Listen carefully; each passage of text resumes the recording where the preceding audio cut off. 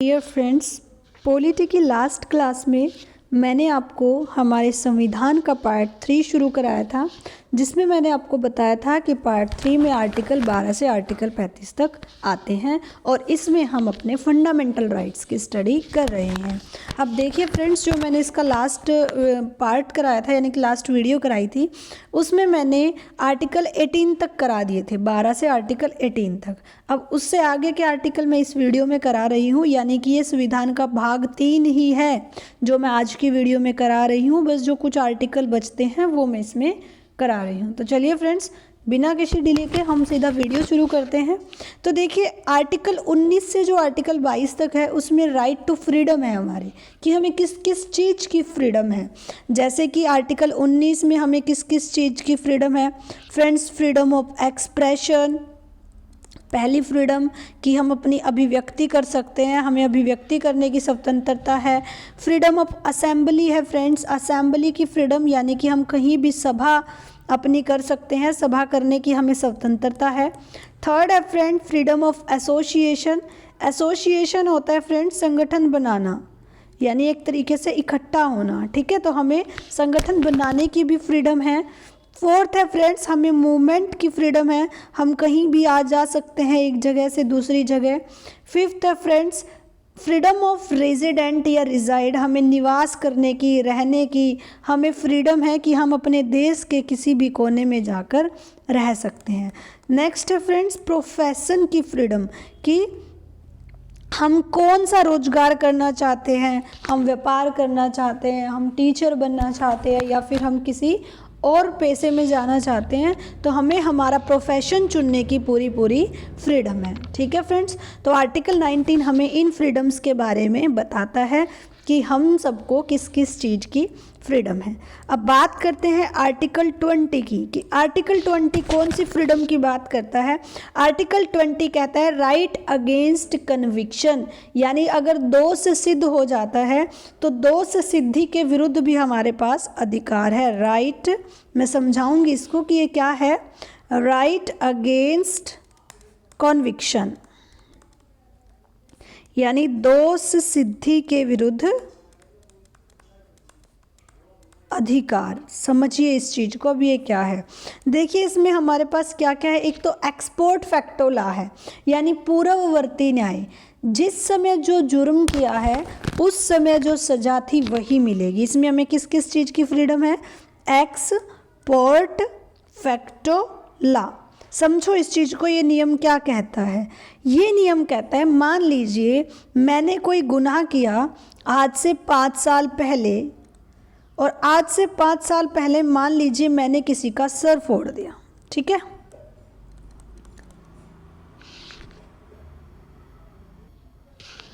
और 5 साल से केस चला हुआ है, और 5 साल पहले ना सर फोड़ने की जो सज़ा थी, मान लीजिए वो 3 साल की जेल थी, और 5 साल बाद इस सज़ा में कुछ चेंज आया कि अब अगर कोई किसी का सर फोड़ देता है तो उसको 7 साल की जेल होगी।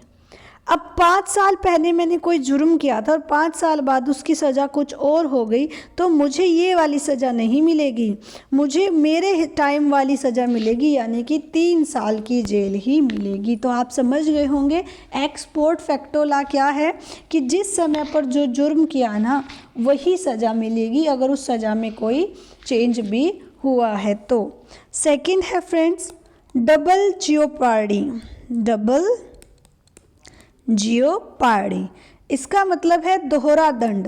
क्या है फ्रेंड्स? दोहरा दंड। कि मान लीजिए एक व्यक्ति के लिए, एक व्यक्ति ने क्या कर दिया है, कोई अपराध कर दिया है, तो उसके लिए उसको दोहरा दंड नहीं मिलेगा, डबल सज़ा नहीं मिलेगी, एक ही बार सज़ा मिलेगी। जब वो सज़ा मिल चुकी होगी, ये नहीं है कि बार बार उसको 2 बार 3 बार वो उस एक सेम अपराध के लिए सज़ा मिलेगी, नहीं, ठीक है। उसके बाद है friends self incrimination, self incrimination, that means स्वयं के खिलाफ गवाही ना होने का अधिकार। अगर मान लीजिए हम हैं और मैंने कोई अपराध कर दिया है और मैं अपने आप गवाही दूं कि नहीं मैंने ये अपराध नहीं किया, तो ये चीज़ मेरी नहीं मानी जाएगी, ऐसा कोई अधिकार नहीं होता। खुद के खिलाफ गवाही हम नहीं दे सकते, हमें गवाही के लिए कोई और व्यक्ति ही चाहिए होता है। अब फ्रेंड्स एक बात और बता दूं, ये जो भी नियम है ना, ये अगर कोई देशद्रोही है ना, आतंकवादी है, देशद्रोही है, उसके ऊपर ये नियम लागू नहीं होते।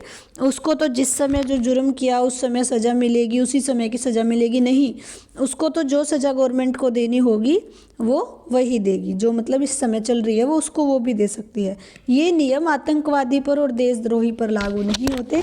लेकिन जो आम नागरिक है उनको अगर उन्होंने कोई दोष किया है और वो दोष सिद्ध हो गया है, तो जिस समय जुर्म किया है उस समय जो सज़ा थी वही सज़ा मिलेगी। और एक गलती के लिए डबल दंड नहीं मिलेगा। एक बार अगर दंड मिल गया तो इसका मतलब वो सज़ा पूरी हो गई और स्वयं के खिलाफ हम गवाही नहीं दे सकते। ठीक है फ्रेंड्स, चलिए आगे बढ़ते हैं। आगे देखिए, अब मैं आपको एक बात और बता देती हूँ। देखिए, अब जो हमारे पास ये दोष सिद्ध होते हैं ना, हमारे दो धाराओं के अकॉर्डिंग होते हैं फ्रेंड्स। एक आपने सुना होगा आईपीसी धारा के तहत इतने इतने करके उसको सज़ा मिल गई, एक होता है सीआरपीसी। इनमें क्या फ़र्क होता है फ्रेंड्स? मान लीजिए आईपीसी कब लगाई जाती है कि अगर असर करने के कुछ साल बाद पड़े। मान लीजिए मैंने कोई अपराध किया और मेरे उस अपराध का ना असर तुरंत नहीं पड़ा, कुछ साल बाद उसका असर दिखाई दिया कि अच्छा ये अपराध था, तब तो लगती है आईपीसी। लेकिन अगर तुरंत असर हो जाए, मान लीजिए मैंने कोई अपराध किया और उसका असर तुरंत हो गया, तो उस व्यक्ति पर लगती है सीआरपीसी की धारा। कैसे, मैं आपको समझाती हूँ। मान लीजिए मैंने किसी की ज़मीन हड़प ली, ठीक है। अब अगर मैंने किसी की ज़मीन हड़पी है तो क्या उसका असर एकदम से पड़ेगा? नहीं, एकदम तो कई बार होता है पता भी नहीं चलता कि मेरी ज़मीन किसी ने हड़प रखी है। कुछ साल बाद भी पता चलता है, कई बार कुछ लंबे समय के बाद भी पता चलता है। एक लंबे समय के बाद ही इस चीज़ का असर पड़ता है, तो हम कहेंगे उस पर कौन सी धारा लगेगी? आईपीसी धारा लगेगी, धोखाधड़ी की धारा जो भी होगी, 420 वगैरह। लेकिन मान लीजिए मैंने किसी का मर्डर कर दिया। अब अगर मर्डर कर दिया तो फ्रेंड्स क्या असर 1-2 साल बाद पड़ेगा? नहीं, तुरंत असर पड़ेगा, क्योंकि वो व्यक्ति अब जीवित नहीं रहा। तो ऐसे केस जिनमें तुरंत असर पड़ता है उसमें सीआरपीसी की धारा लगती है, और ऐसे केस जिनमें कुछ टाइम के बाद असर पड़ता है उनमें आईपीसी की धारा लगती है। ठीक है, चलिए अब हम आर्टिकल 21 देख लेते हैं कि आर्टिकल 21 क्या कहता है। तो देखिए फ्रेंड्स, आर्टिकल 21 में हमारे पास right to life and personal liability है, यानी कि हमारे पास जीवन जीने का और हमारी व्यक्तिगत स्वतंत्रता का अधिकार है।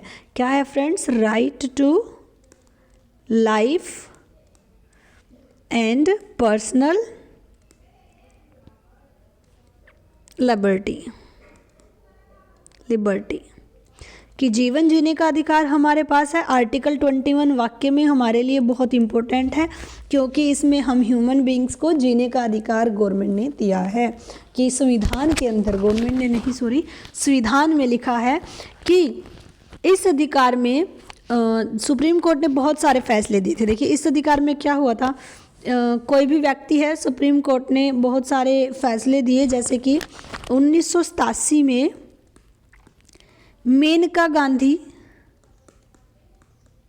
Versus union of India case हुआ था। ठीक है, और आर्टिकल 21 के फेवर में बहुत से वर्डिक्ट हैं, जैसे कि इसमें जो मेनका गांधी थी और हमारे यूनियन ऑफ इंडिया थी, यूनियन ऑफ इंडिया के बीच में ये केस था, तो इसमें विदेश जाने का अधिकार मिला था। ठीक है, कि इंडिया जो है 1987,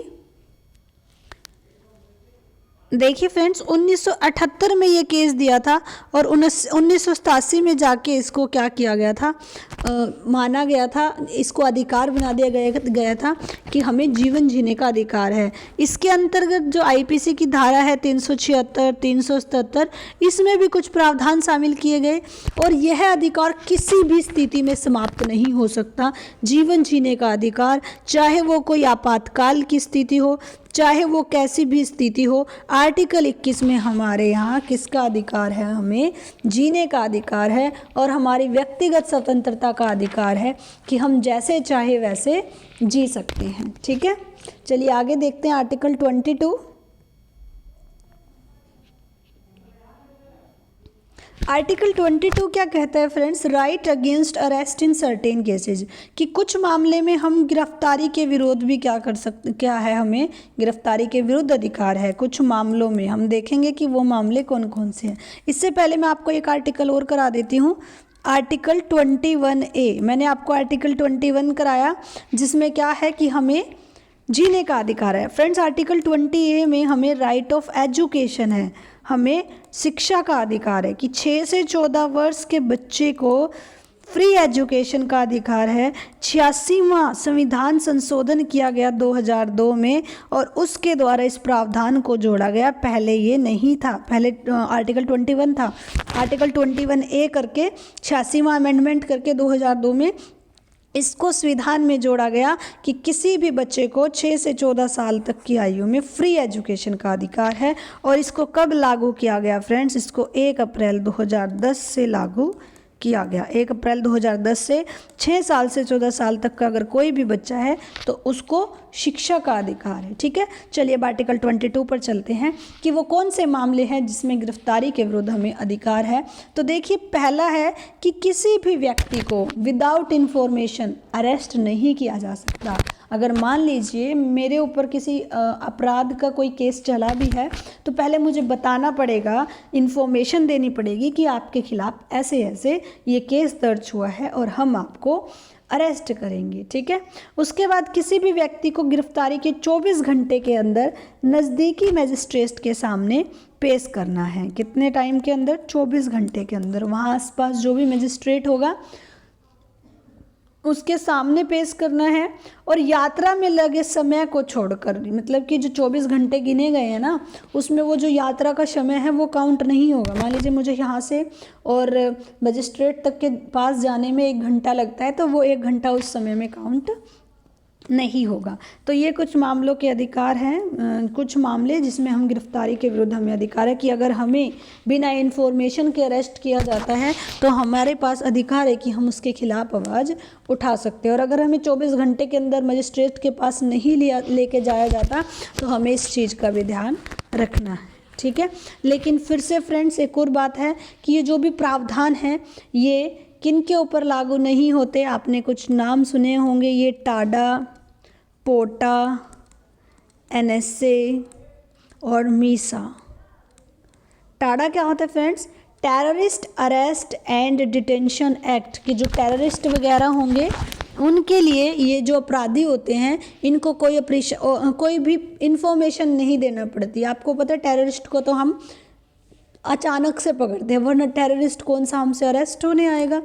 उसके बाद फ्रेंड्स पोटा, NSA यानी नासा और नसा और Misa, maintenance of international security act, कि अगर इंटरनेशनल सिक्योरिटी को किसी ने भंग किया तो ऐसे ये कुछ 3-4 हैं। इनकी अभी मुझे डेफिनेशन दोनों की याद नहीं है, आप गूगल करके देख लेना, पोटा की और NSA की। ठीक है, तो ये किसी भी एक तरीके से आतंकवादी के बारे में आप बोल सकते हो कि जो भी आतंकवादी क्रिया में शामिल व्यक्ति होगा ना उसके ऊपर ये राइट जो है ये लागू नहीं होते। उसको कोई इन्फॉर्मेशन नहीं देनी पड़ेगी, उसके लिए कोई बाध्य नहीं है कि 24 घंटे के अंदर उसको मजिस्ट्रेट के सामने पेश किया जाए। ठीक है फ्रेंड्स, चलिए आगे देखते हैं आर्टिकल 23।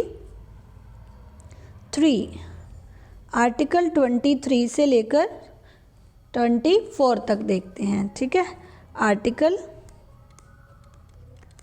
23 से 24 तक क्या दिया गया है। तो फ्रेंड्स देखिए, आर्टिकल 23 से 24 में हमें राइट अगेंस्ट एक्सप्लॉयटेशन यानी कि शोषण के विरुद्ध अधिकार है। हमारे पास क्या है?